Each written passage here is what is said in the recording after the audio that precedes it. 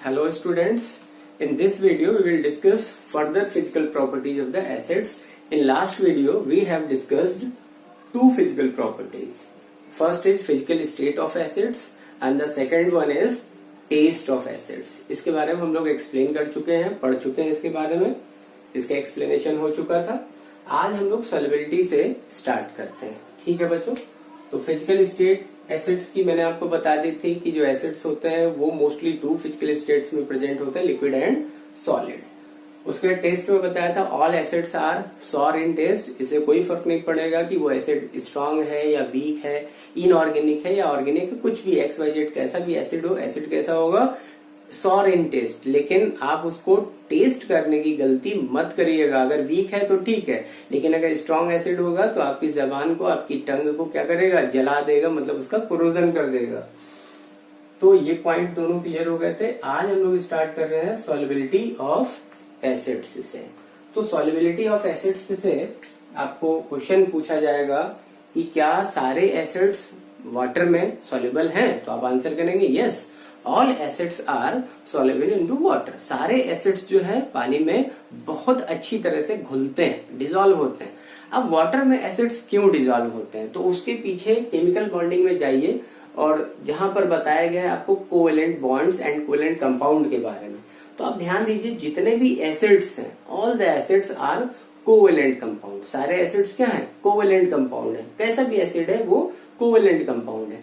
And covalent compound है तो it means कि वहां पर जो बॉन्ड प्रेजेंट होगा, मॉलिक्यूल्स में जो बॉन्ड प्रेजेंट होगा एसिड के, वो क्या हो जाएगा? Covalent bond. And covalent bond में भी दो टाइप हमने आपको बताए थे, एक है पोलर कोवेलेंट बॉन्ड और दूसरा क्या बताया था? Non polar covalent bond. ठीक है, तो जो फर्स्ट टाइप है पोलर कोवेलेंट बॉन्ड, बस आप इस पर एकदम अपने आप को फिक्स कर लीजिए, कॉन्सेंट्रेट कर लीजिए कि जो पोलर कोवेलेंट बॉन्ड होते हैं they are present into polar covalent compound. और एसिड्स क्या है? पोलर कोवेलेंट कंपाउंड है। एसिड्स क्या है? पोलर कोवेलेंट कंपाउंड है। और पोलर होने की वजह से याद रखेंगे P for polar, this is logic. ये लॉजिक है जो आपको कभी भूलने नहीं देगा।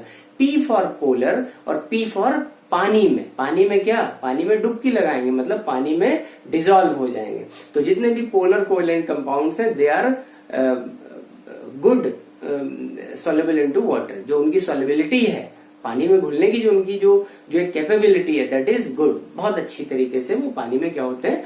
डिजोल्व होते हैं। तो सॉल्युबिलिटी में आपको याद रखना है कि यस, एसिड्स, कोई भी एसिड हो, acids are soluble into water. Acids जो है पानी में बहुत अच्छी तरीके से घुलेंगे, they are soluble into water. ठीक है, अब आपसे क्वेश्चन एक और इसमें पूछ लिया जाता है सॉल्युबिलिटी का कि जो एसिड्स हैं उनको पानी में घोल करके हम करते क्या है? जब एसिड्स को पानी में डिसॉल्व किया जाता है तो होता क्या है? तो जब भी हम किसी एसिड को वाटर में डिसॉल्व करेंगे तो उस एसिड का क्या तैयार हो जाएगा? Aqueous solution. Aqueous solution of acid. ठीक है, जब भी हमने किसी एसिड को क्या किया? वाटर में डिसॉल्व किया। ये आपने एसिड को क्या किया? पानी में डिसॉल्व कर दिया। और जब वाटर में डिसॉल्व कर दिया तो एसिड का क्या तैयार हो गया? एक्वस सॉल्यूशन तैयार हो गया। और किसी भी एसिड का जो एक्वस सॉल्यूशन होता है वो एक्चुअली होता क्या है? तो किसी भी एसिड का जो एक्वस सॉल्यूशन होता है, बेटा याद रखना है, आईसीएसई 10th के आपके सिलेबस में जो क्वेश्चंस पूछे गए वो सारी चीजें हम क्लियर कर रहे हैं। एसिड्स का जो एक्वस सॉल्यूशन होता है उसको बोला जाता है डाइल्यूट एसिड। अभी कोई भी एसिड हो, ठीक है, जैसे मान लीजिए कि आप कहीं से 100% प्योर हाइड्रोक्लोरिक एसिड ले आए एंड इस 100% प्योर हाइड्रोक्लोरिक एसिड के साथ सम अमाउंट ऑफ आपने क्या मिक्स कर दिया? वाटर। कुछ उसमें आपने पानी मिला दिया। तो पानी मिला देने के बाद अब ये जो सॉल्यूशन है, ये जो सॉल्यूशन तैयार हो गया, this is aqueous solution of hydrochloric acid. और क्योंकि सॉल्यूशन पहले जो 100% प्योर था, 100% प्योर था जब सॉल्यूशन, जब हमारा एसिड, तो वो एसिड कैसा था? वो था कॉन्सेंट्रेट एसिड। तब वो हमारा कॉन्सेंट्रेट एसिड था। और क्योंकि अब हमने उसमें वाटर मिक्स कर दिया है, क्योंकि अब हमने उसमें वाटर मिक्स कर दिया, तो अब ये जो एसिड है, ये जो सोल्यूशन हमारा तैयार हो गया, दिस इज, ये जो एसिड है इसको क्या बोलेंगे, इसको बोलेंगे dilute acid, this is dilute acid. ठीक है, बात समझ में आ गई। कॉन्सेंट्रेट को बेटा शॉर्ट में लिखा जाता है CONC, डॉट बनाते हैं, और डाइल्यूट के लिए शॉर्ट में लिखा जाता है DIL। ठीक है, DIL डाइल्यूट, है ना। अब नेक्स्ट क्वेश्चन जो आपसे और एक क्वेरी करी जाती है, ये बहुत इंपॉर्टेंट क्वेश्चन है, अक्सर प्रैक्टिकल में टीचर्स आपसे पूछ लेते हैं कि किसी कॉन्सेंट्रेट एसिड को, सॉल्युबिलिटी में ही ये क्वेश्चन है, याद रखेंगे। ठीक है, आपसे पूछा जाएगा कि किसी कॉन्सेंट्रेट एसिड को डाइल्यूट कैसे बनाते हैं। तो वही बहुत सिंपल सी बात है, अभी आपने समझ भी लिया कि किसी भी कॉन्सेंट्रेट एसिड को डाइल्यूट में कन्वर्ट करने के लिए या डाइल्यूट बनाने के लिए क्या करेंगे, उसमें हम पानी मिला देंगे। ठीक है, एसिड को पानी में घोल देंगे, हाँ, और एक बार सॉल्यूशन तैयार हो जाएगा एसिड का, बस वही डाइल्यूट एसिड हो गया। ठीक, लेकिन इसे प्रिपेयर कैसे करते हैं? प्रिपेयर करने का मतलब कि पानी मिलाएंगे, वाटर जो है एसिड में मिलाएंगे, या एसिड को वाटर में मिलाएंगे, सही तरीका क्या है? तो सही तरीके को ही हम लोग देखेंगे, एक्टिविटी के पॉइंट ऑफ व्यू से इसे समझते हैं। सपोज आपके पास दो बीकर है, you are provided with 2 beakers, beaker 1 या बीकर A ले लेते हैं, this is beaker A and here is beaker B। Okay, आपसे कहा गया कि ये जो बीकर है इसमें HCl, हाइड्रोक्लोरिक एसिड या कोई भी एसिड है, कोई भी स्ट्रॉन्ग एसिड या आपने ले लिया, जैसे कि H2SO4 हो गया, HNO3 हो गया, हाइड्रोक्लोरिक एसिड हो गया, तो कोई भी स्ट्रॉन्ग एसिड यहाँ पर आपने ले लिया। ठीक है, एंड जो दूसरा बीकर है यहाँ पर आपने क्या ले लिया, सिमिलर उतना ही अमाउंट क्या ले लिया, सपोज 1 लीटर यहाँ पर या 500 ml है, यहाँ पर हमारा एसिड है, एंड इस बीकर में 500 ml हमने क्या ले लिया, वाटर ले लिया। ठीक है, और अब किया क्या कि इस एसिड में, ये जो अपने पास जो बीकर A है जिसमें आपने एसिड लिया है, एंड बीकर B जिसमें आपने वाटर लिया है, इसमें ऊपर से आपने क्या किया, सम अमाउंट ऑफ वाटर इसमें ऐड करना शुरू किया, सम अमाउंट ऑफ वाटर इसमें आपने पोर करना स्टार्ट कर दिया। और जो दूसरा बीकर है जिसमें आपने वाटर ऐड किया था, उसमें आपने ऊपर से क्या मिलाना शुरू कर दिया, some amount of the acid, उसमें आपने कोई एसिड जो है गिराना शुरू कर दिया, स्ट्रॉन्ग एसिड है, याद रखेंगे। वीक एसिड, क्योंकि बहुत वीक एसिड का जो एक्शन होता है वो स्लो होता है, तो इतना कोई बहुत इफेक्ट नहीं आएगा, चाहे हम एसिड में पानी मिलाएं, एसिड में वाटर मिलाएं, या वाटर में एसिड मिलाएं। ठीक है, अगर एसिड हमारा वीक है तो इतना कोई बहुत फर्क नहीं आएगा, हम चीजों को अच्छी तरीके से जज नहीं कर पाएंगे। ये जो एक्टिविटी बताई जा रही है, this is only for the strong acids. ठीक है, कि स्ट्रॉन्ग एसिड को डाइल्यूट करने के लिए आप क्या करेंगे, तो जरा ध्यान दीजिएगा बच्चों। स्ट्रॉन्ग एसिड्स जो होते हैं वो बहुत वाइगरस एक्शन करते हैं, बहुत तेज एक्शन करते हैं। और ध्यान दें, जब आप वाटर को एसिड में पोर करते हो, जब आप वाटर को एसिड में पोर करते हो, तो क्या होता है, एसिड वाटर में जैसे ही जो हमारा वाटर है एसिड में आकर के मिक्स हुआ, ठीक है ना, तो जो एसिड होगा वो बहुत तेजी से रिस्पॉन्स करेगा, बहुत तेजी से रिस्पॉन्स करेगा, और यहाँ पर बहुत ज्यादा हीट जनरेट होगी, है ना। A tremendous amount of heat generate here, बहुत ज्यादा यहाँ पर हीट जनरेट होगी, और हीट जनरेट होने की वजह से एकदम से हीट बहुत ज्यादा जनरेट हुई, तो ये जो बीकर है, ठीक है, इट कैन बी ब्लास्ट, ये फूट सकता है, ऐसा यूं ब्लास्ट कर जाएगा, एक्सप्लोजन होगा।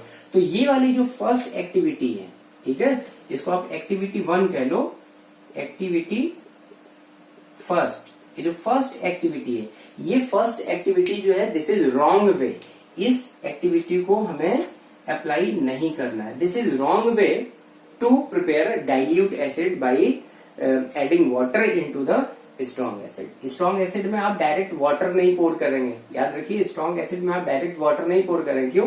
क्योंकि बीकर में जिस समय हम पानी मिला रहे हैं, तो शुरू में तो पानी की थोड़ी सी ही अमाउंट पहुंच रही है ना, वाटर का थोड़ा सा ही अमाउंट यहाँ पर एसिड के बीकर में पहुंचा है, और बीकर में पहले से एसिड बहुत ज्यादा अमाउंट में यहाँ पर प्रेजेंट है। तो जो थोड़ा सा भी पानी यहाँ पर पहुंचा, जस्ट 1 सेकंड, अभी आपने पानी जस्ट मिलाया ही था और 1 सेकंड भी था, तो यहाँ पर तो उस समय एसिड की अमाउंट ज्यादा है और वाटर रिलेटिवली कम है, तो क्या होगा, एसिड एकदम एक्सप्लोसिव रिस्पॉन्स करेगा। जो स्ट्रॉन्ग एसिड होते हैं बहुत एक्सप्लोसिव रिस्पॉन्स करते हैं, याद रखेंगे।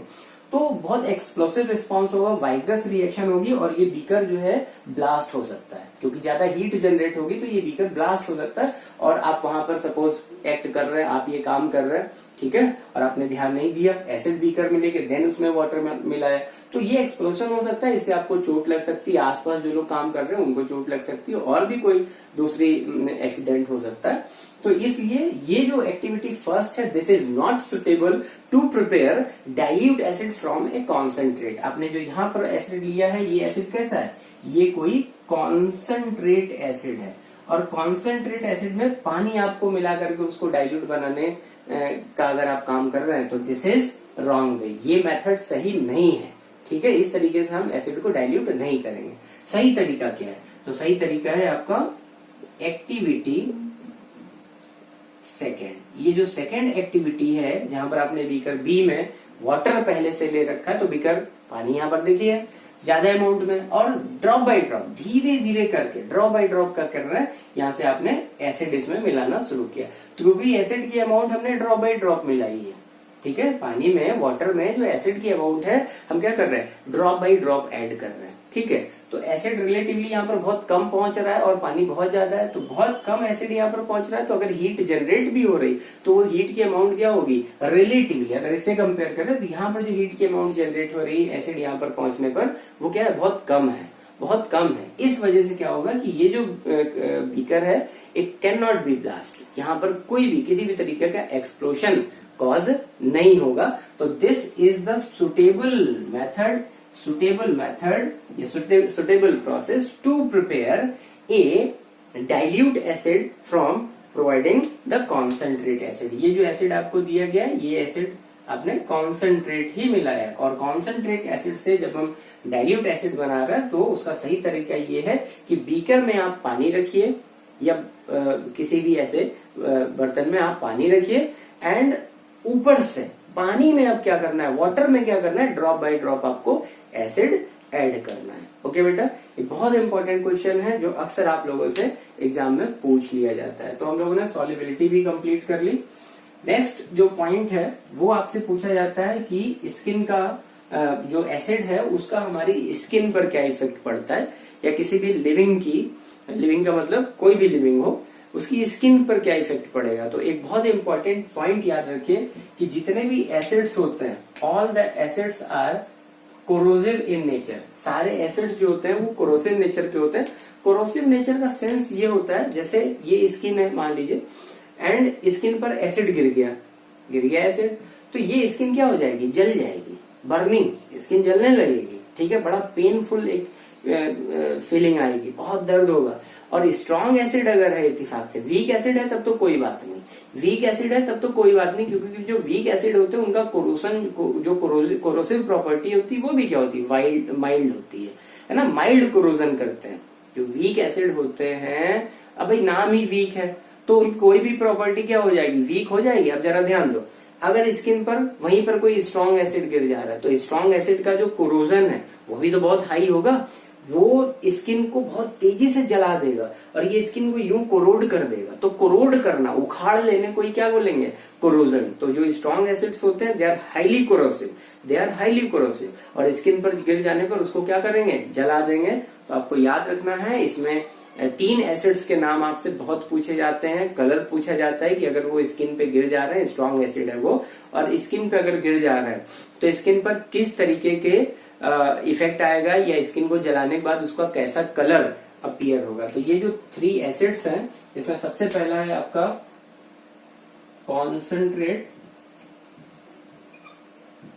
कॉन्सेंट्रेट सल्फ्यूरिक एसिड H2SO4, ठीक है। 4th पॉइंट के लिए हम लोग बेटा पढ़ रहे हैं इफेक्ट ऑन स्किन, ठीक है, या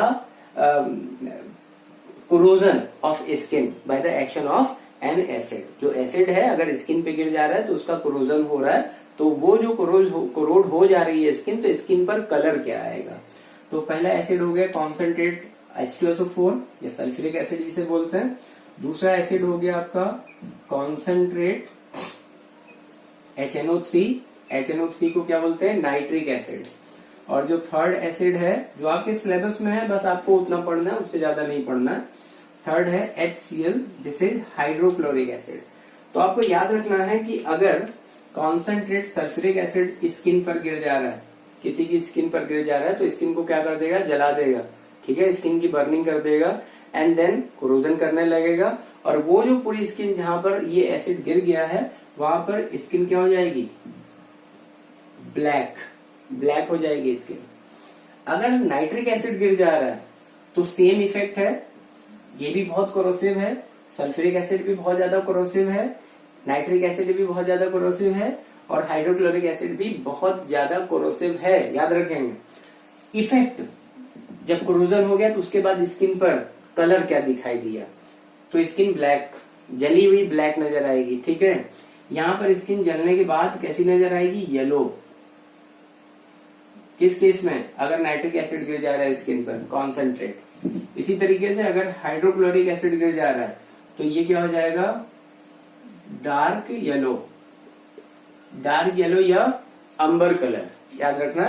तो इस तरीके से आपको ये 3 पॉइंट हैं जो पूछे जाएंगे स्किन पर किसी एसिड का इफेक्ट। अगर स्किन पर कोई एसिड गिर जा रहा है और अगर वो स्ट्रॉन्ग एसिड है तो स्किन को बहुत ज्यादा नुकसान कर देगा, हार्म कर देगा, पेनफुल फीलिंग रहेगी जब तक वो इफेक्ट बना रहेगा और ये लंबे टाइम तक रहता है। स्किन जल जाती है, फिर प्रॉपर स्किन वहां पर स्मूथ होकर के कभी नहीं वापस उसका रिपेयर होगा, है ना। जैसे कि एक लिविंग की प्रॉपर्टी होती है कि कोई भी टिश्यू अपने आप को रीहील कर लेता है, कोई भी ऑर्गन, है ना, जनरली, तो वो स्किन प्रॉपर वहां पर उस तरह से नहीं आएगी, स्किन जली हुई रहेगी, अजीब से वहां पर स्किन दिखाई देगी, उसकी अपीयरेंस होगी। लेकिन जब तक घाव बने रहेंगे स्किन पर, ठीक है, जब तक वो घाव बने रहेंगे, कोरोजन का जो एक ताजा जो कोरोजन दिखाई देगा वो उसके कलर की बात हो रही। तो अगर कॉन्सेंट्रेट H2SO4 से कोई जल रहा है तो उसकी स्किन ब्लैक, जब तक कि वो घाव सही नहीं हो जाता ब्लैक दिखाई देगी।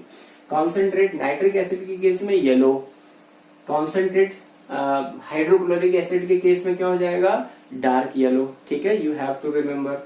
अब 5th पॉइंट है फिजिकल प्रॉपर्टी में जो आपकी बुक में दिया हुआ है। एंड बेटा जो भी बताया जा रहा है उसको बहुत बहुत बहुत डिटेल में पढ़ो, प्लीज बुक से भी पढ़ो, अपने नोट्स बनाओ, ठीक है। 5th पॉइंट है, 5th पॉइंट में कहा जा रहा है effect on indicator. Effect on indicator, तो भाई इंडिकेटर तो गाड़ियों में होता है, व्हीकल्स में होता है इंडिकेटर, राइट जाना है तो राइट, लेफ्ट जाना है तो लेफ्ट। अब ये केमिस्ट्री में इंडिकेटर कहां से आ गया, तो इंडिकेटर जो टर्म आया है वो इंडिकेशन से आया। अब जरा समझिए, इंडिकेट करने का मतलब कि जैसे मैंने उंगली ऐसे दिखाई सामने, तो इट मीन्स कि सामने कुछ है जिसका हम तुम्हें इंडिकेशन दे रहे हैं। उंगली ये उठाई तो मतलब इधर कोई है। तो इसी तरीके से केमिस्ट्री में क्या है कि कुछ सब्सटेंसेस होते हैं, बहुत ध्यान से समझिएगा। सपोज मान लो सब्सटेंस ए है कोई, ये ए कोई सब्सटेंस है एंड इस ए सब्सटेंस का कलर क्या है, कलर इसका अपना खुद का जो कलर है, इसका जो अपना खुद का कलर है दिस इज रेड, है ना, ये रेड है। एंड इस पर आपने क्या गिरा दिया, इस पर आपने गिरा दिया एसिड, इस पर आपने एसिड गिरा दिया। तो एसिड गिराने के बाद जो ये हमारा ए सब्सटेंस है, इस ए सब्सटेंस के कलर में क्या चेंज आया, तो सपोज इसका कलर क्या हो जा रहा है, कलर इसका हो जा रहा है ब्लू, ठीक है, कलर इसका ब्लू हो जा रहा है या सम अदर कुछ दूसरे कलर में ये कन्वर्ट हो जा रहा है। तो बस यहीं पर आपको याद कर लेना है, इंडिकेटर जो है उनकी डेफिनेशन है कि the chemical substances which change their native colour. The chemical substances, ए क्या है, कोई केमिकल सब्सटेंस है यहाँ पर, और ये ए जो है अपना नेटिव कलर, नेटिव कलर का मतलब उसका खुद का कलर, इसका खुद का कलर क्या है, देखिए रेड है, रेड है ना। तो एक ऐसा सब्सटेंस जो अपने खुद के कलर में चेंज ला रहा है, खुद का उसका जो नेटिव कलर था वो ब्लू था और रेड था, और रेड से क्या हो गया, ब्लू हो गया। और कब हुआ, by the action of N acid और ए बेस, ठीक है। बेस के बारे में हम लोग बाद में पढ़ेंगे, अभी हम लोग एसिड पढ़ रहे हैं। तो कोई ऐसा सब्सटेंस जो किसी एसिड या बेस की इफेक्ट की वजह से अपने नेटिव कलर में एक चेंज लाता है, तो वो सब्सटेंस कौन होगा, वो होगा इंडिकेटर, ठीक है। अब जरा ध्यान दो भाई, हमें पता है कि ये जो ए सब्सटेंस है इसका नेटिव कलर रेड है और एसिड गिराने पर ही ये ब्लू में कन्वर्ट हो जाएगा, एसिड गिराने पर ही ये ब्लू में कन्वर्ट हो जाएगा। तो हमें पता चल गया कि नहीं पता चल गया कि ये जो ए है रेड से ब्लू में तभी कन्वर्ट होगा जब इस पे कोई आपने एसिड गिराया। इट मीन्स ए जो है हमें एसिड के बारे में क्या कर रहा है, ए जो है वो हमें एसिड के बारे में इंडिकेशन दे रहा है, इसलिए इसको क्या बोलेंगे, इंडिकेटर बोलेंगे। इसको क्या बोलेंगे, इंडिकेटर बोलेंगे, याद रखेंगे, ठीक है। अब देखते हैं कि इंडिकेटर जो है वो होते कितने टाइप के हैं। तो इंडिकेटर तो भाई बहुत टाइप के होते हैं। एक हो गया आपका जो नेचर ने बनाया है, ठीक है। इंडिकेटर में, इंडिकेटर्स में आपके दो टाइप हो गए। एक वो इंडिकेटर जो नेचर ने बनाया है, तो नेचर ने जो बनाया है उनको बोलेंगे नेचुरल इंडिकेटर। और जो नेचर ने नहीं बनाए हैं, जो मैन मेड है, इंसान ने जिसकी डिस्कवरी करी या इन्वेंशन करी, तो वो कौन हो जाएंगे? वो हो जाएंगे आपके मैन मेड या आर्टिफिशियल इंडिकेटर। ठीक है बच्चों। नेचुरल इंडिकेटर में कुछ ऐसे इंडिकेटर होते हैं जिसमें स्मेल होती है ना, जिनमें कुछ स्मेल होती है, और कुछ ऐसे होते हैं जिनमें कोई भी स्मेल नहीं होती है। तो एक होंगे स्मेल लेस, जिनमें स्मेल नहीं है, ठीक है। एक है आपके विदाउट स्मेल, एक हो गए विदाउट स्मेल, और जो सेकंड वन है दैट आर विद स्मेल, ठीक है, जिनमें एक खास तरीके की कोई स्मेल होती है। तो जो स्मेल वाले होते हैं इंडिकेटर, नेचुरल इंडिकेटर में, उनको बोला जाता है ऑल्फैक्टरी, ऑल्फैक्शन। ऑल्फैक्शन का मतलब क्या होता है? स्मेल, ठीक है ना। तो उनको बोलते हैं ऑल्फैक्टरी इंडिकेटर। तो जो ये विद स्मेल जो इंडिकेटर है उनको बोलेंगे ऑल्फैक्टरी इंडिकेटर, और जिनमें स्मेल नहीं है वो कौन हो जाएंगे? Without smell indicator. जैसे कि आपकी बुक में कुछ एग्जांपल्स दिए हुए, जिसमें एक बड़ा कॉमन एग्जांपल है, ये 10 ईयर्स में क्वेश्चन भी दिया हुआ है। रेड कैबेज, कैबेज जानते हो? कैबेज, बंद गोभी। बंद गोभी में कई सारे टाइप होते हैं, तो वो जो कैबेज है उसमें एक टाइप होता है रेड कलर का होता है। रेड कैबेज को आपने लिया, रेड कैबेज के जो लीफ है वो निकाले ऐसे, एंड उसको क्रश कर लिया, खूब क्रश कर लिया। क्रश करने के बाद जब उसका जूस आपने एक गिलास बॉटल में ले लिया या बीकर में ले लिया, तो जूस कैसा होगा? रेड कलर का होगा। ध्यान दीजिए, ये जूस कैसा है? रेड कलर का है। और वो जो हमारी रेड कैबेज है, उस रेड कैबेज का जो जूस कलर है वो कैसा है? रेड है। रेड कैबेज का जो जूस कलर है वो रेड है। और इस रेड कलर में हमने अगर थोड़ा सा एसिड ऐड कर दिया, थोड़ा सा एसिड ऐड कर दिया, वो कोई भी एसिड होगा, स्ट्रॉन्ग है भी, कोई भी एसिड हो सकता है। रेड कैबेज के जूस में थोड़ा सा हमने कोई एसिड मिला दिया, some drop of acid when added, ये रेड कलर किस में कन्वर्ट हो जाएगा? ग्रीन में कन्वर्ट हो जाएगा। जो इस बात का सबूत है कि जो मिलाया गया सब्सटेंस है, भाई हमें नहीं पता कि हमने एसिड मिलाया है ना, कोई भी हमें सब्सटेंस मिल गया, लिक्विड मिल गया, और उसको लेकर के हमने रेड जो जूस है रेड कैबेज का उसमें मिला दिया है। और मिलाने पर अगर यहाँ पर जो कलर है वो चेंज हो गया, रेड से ग्रीन हो गया, तो इसका मतलब कि जो हमने सब्सटेंस मिलाया था वो कौन है? एसिड है। और ये पता हमें कैसे चला? कैबेज के जूस के कलर में चेंज आने पर। इसलिए देखो, रेड कैबेज एक नेचुरल इंडिकेटर हुआ कि नहीं हुआ। और यहीं पर अगर मान लीजिए बेस मिलाया गया होता तो कुछ ना होता, ठीक है। इसी तरीके से ऑल्फैक्टरी इंडिकेटर में, जैसे बहुत कॉमन नाम है, जैसे अनियन हो गया। अनियन को क्या बोलते हैं? प्याज। अनियन हो गया, उसकी खास तरीके की स्मेल होती है ना अनियन की। अनियन हो गया, गार्लिक हो गया, क्लोव हो गया, है ना। क्लोव, क्लोव जानते हो क्या होता है? क्लोव, लौंग, क्लोव, और इसी तरीके से वनीला। तो ये जो है onion, vanilla, clove and garlic, इनकी खास तरीके की ऑर्डर होती है, एक स्मेल होती है। लेकिन अगर उसी अनियन को अच्छी तरीके से छील करके एंड देन उसका पील ऑफ कर दिया, छिलका उतार दिया, एंड उसके टुकड़े करके, और उसको आपने क्या किया? उसको लेकर के किसी उसमें मिला दिया आपने, बेस में मिला दिया। एसिड का तो इफेक्ट नहीं आएगा उस पर, लेकिन अगर उसमें आपने कोई बेस मिला दिया एंड देन उसके बाद उसे निकाल करके और उसको ऐसा स्मेल किया, तो जो अनियन है उसकी कैरेक्टरिस्टिक स्मेल आप जज नहीं कर पाओगे। तो अनियन या क्लोव या ये जो मिंट है, इस पर अगर इस तरीके कोई इफेक्ट कर रहे हैं और हमें सही रिस्पॉन्स नहीं मिल रहा, मतलब हम उसकी कैरेक्टरिस्टिक स्मेल को जज नहीं कर पा रहे हैं, कब? जब हमने उसको किसी बेस से क्या कर दिया है? मिक्स कर दिया। बेस सब्सटेंस है, सपोज NaOH, उसमें ऐसे मिला करके देन उसके बाद स्मेल कर रहे हैं, तो हमें स्मेल कोई नहीं मिल रही, कैरेक्टरिस्टिक स्मेल नहीं मिल रही अनियन की। तो इसका मतलब ये है कि जो अनियन है जिस पर हमने कोई सब्सटेंस गिराया था या अनियन को जिस सब्सटेंस में डुबोया था वो सब्सटेंस कौन है, वो है हमारा बेस। ठीक है, चलिए तो इस पर लगभग कुछ ऑब्जेक्टिव में क्वेश्चन आ जाते हैं नेचुरल इंडिकेटर में। जो सबसे ज्यादा इंपॉर्टेंट है बेटा आर्टिफिशियल इंडिकेटर, और आर्टिफिशियल इंडिकेटर में आपके जो 3 नाम है वो बहुत ज्यादा इंपॉर्टेंट है। एक आर्टिफिशियल इंडिकेटर में आपसे दिया जाता है लिटमस। लिटमस जो है याद रखना, लिटमस जो है एक प्लांट होता है साइकस, एक प्लांट होता है साइकस। तो साइकस ट्री से जो है एक्सट्रैक्ट किया जाता है, उससे बनाया जाता है, उसकी जो वुड होती है ना उससे लेकर के देन प्रोसेस होते हैं, बनाया जाता है। तो लिटमस, लिटमस पेपर की फॉर्म में भी आता है और लिक्विड की फॉर्म में भी आता है। और 2 इसके कलर होते हैं, एक होता है ब्लू लिटमस और एक होता है रेड। ठीक है, डार्क रेड होगा, कुछ बुक में इसको डार्क पिंक भी लिखा हुआ है, तो रेड। और दूसरा होता है आपका मिथाइल ऑरेंज।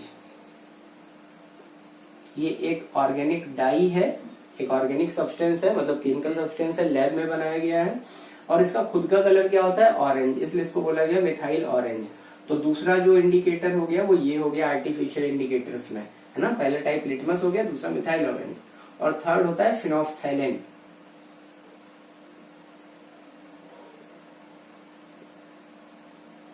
ठीक है, this is phenolphthalein.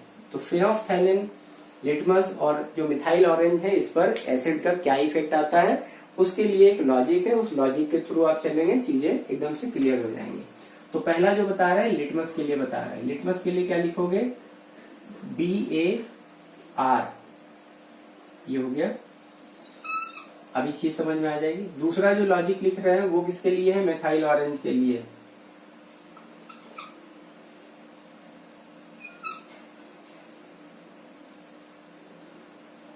Mower, mower. ठीक है, अब जरा देखो यहां पर जब आप ए लिख रहे हो तो ए का मतलब क्या हो गया, ए का मतलब हो गया, ए का मतलब हो गया एसिड, ए का मतलब हो गया एसिड।